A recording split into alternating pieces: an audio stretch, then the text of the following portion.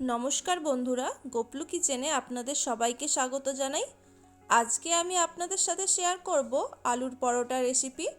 সকালের জলখাবারে এই রকম ফুলকো ফুলকো গরম আলুর পরোটা খেতে সবাই খুব পছন্দ করবে।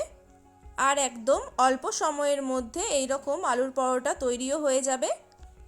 তাহলে দেখে নিন রেসিপিটা। আলুর পরোটা বানানোর জন্য নিয়ে নেব 1 কাপ ময়দা আর 1 কাপ আটা। আমি এখানে আটা ময়দা মিশিয়ে নিয়েছি পরোটাগুলো একটু হেলদি বানানোর জন্য।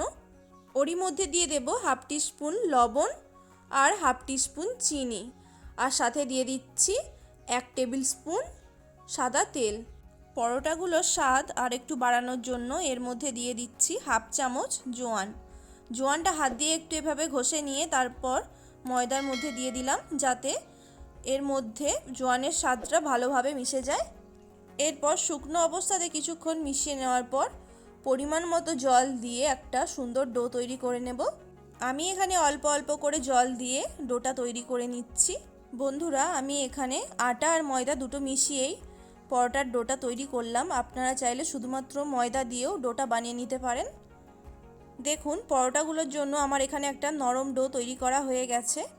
এবার একটা ভেজা সুতির কাপড় ঢাকা দিয়ে কিছুক্ষণ রেস্টে রাখবো। একটা কড়াইয়ের মধ্যে 2 টেবিল চামচ সরষের তেল দিয়ে দেব। এখানে সাদা তেলও ব্যবহার করা যেতে পারে। ওর মধ্যে ফোড়নে দিয়ে দিচ্ছি 1/4 টিস্পুন গোটা জিরে। জিরেটা 5 থেকে 10 সেকেন্ডের মতো ভেজে নিয়ে ওর মধ্যে এবার দিয়ে দেব হাফ কাপ পরিমাণে মিহি করে কুচিয়ে রাখা পেঁয়াজ। এখানে কিন্তু পেঁয়াজের পরিমাণটা একটু বেশি লাগবে।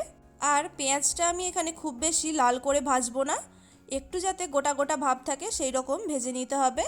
বন্ধুরা, আমি এখানে আলুর পরোটার জন্য স্টাফিংটা তৈরি করে নিচ্ছি।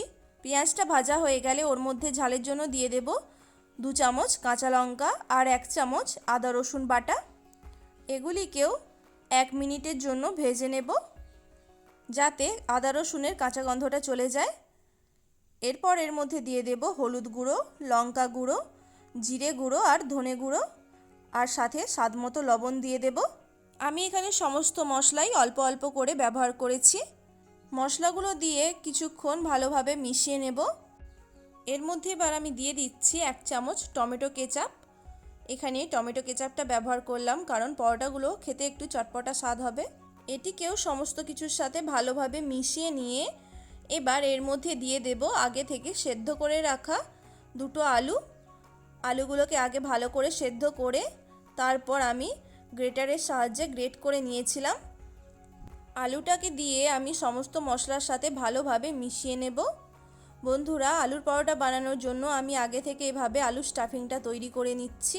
এভাবে আপনারা চাইলে একবার আলুর পরোটা বানিয়ে দেখতে পারেন। সবশেষে এর মধ্যে দিয়ে দেব ধনেপাতা কুচি আর 1/4 টিস্পুনের মতো গরম মশলার গুঁড়ো। ফাইনালি এগুলিকেও একবার ভালোভাবে মিশিয়ে নিচ্ছি। বন্ধুরা, আমার কিন্তু এখানে আলুর পরোটার স্টাফিংটা তৈরি করা হয়ে গেছে। কিছুক্ষণ রেস্টে রাখার পর ডোটার ওপর থেকে ভিজে কাপড়টা সরিয়ে নিয়েছি।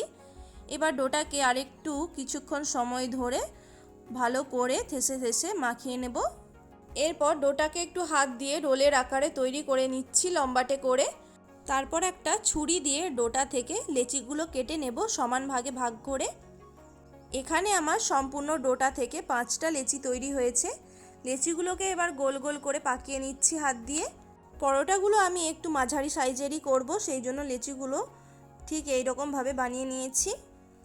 এরপর লেচিগুলোকে এইরকম ঠিক বাটির আকারে তৈরি করে নিয়ে ওর মধ্যে আগে থেকে বানিয়ে রাখা আলুর পুরটা এভাবে বলের আকারে তৈরি করে দিয়ে দেব। আর লেচিগুলোকে এইভাবে ঠিক সিল করে দিচ্ছি, যেরকমটা দেখতে পাচ্ছেন। এভাবে সিল করে নিলে কিন্তু ভেতরে থাকা আলুর পুরটা বাইরে বেরিয়ে যাবে না পরোটাগুলো বেলার সময়।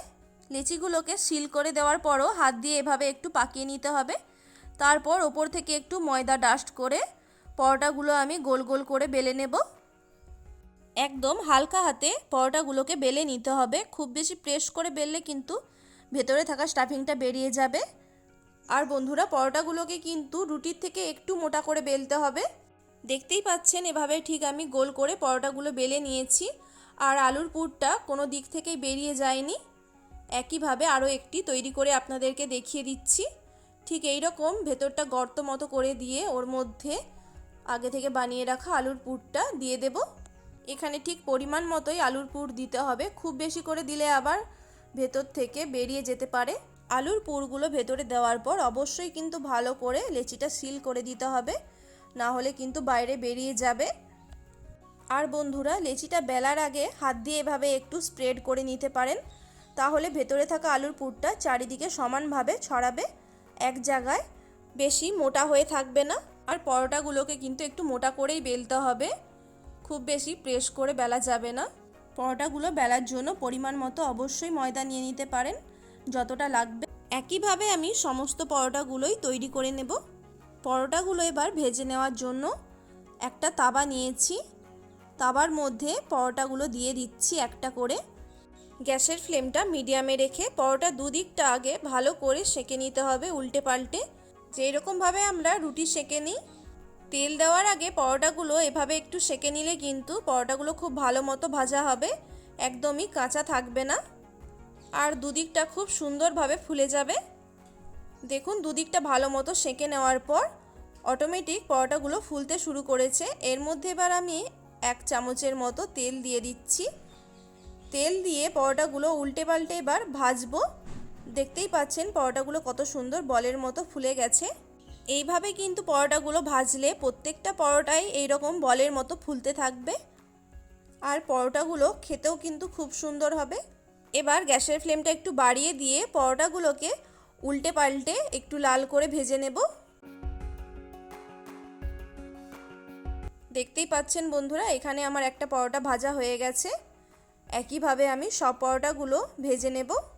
বন্ধুরা, এইরকম পরোটা বানিয়ে আপনারা বাচ্চাদের টিফিনেও দিতে পারেন, আর সকালের জলখাবারে খেতে তো খুবই ভালো লাগবে। দেখুন, আমি এখানে একটা পরোটা কেটে দেখিয়ে দিচ্ছি কতটা নরম হয়েছে, আর ভেতরে থাকা আলুর পুরটা একদম সমানভাবে স্প্রেড হয়েছে, কোনো জায়গাতে একদম মোটা হয়ে লেগে নেই। বন্ধুরা, এইরকম পরোটা গরম গরম বানিয়ে যে কোনো চাটনি বা আচারের সাথে পরিবেশন করতে পারেন। রেসিপিটা ভালো লাগলে অবশ্যই একটি লাইক করে দেবেন। ধন্যবাদ।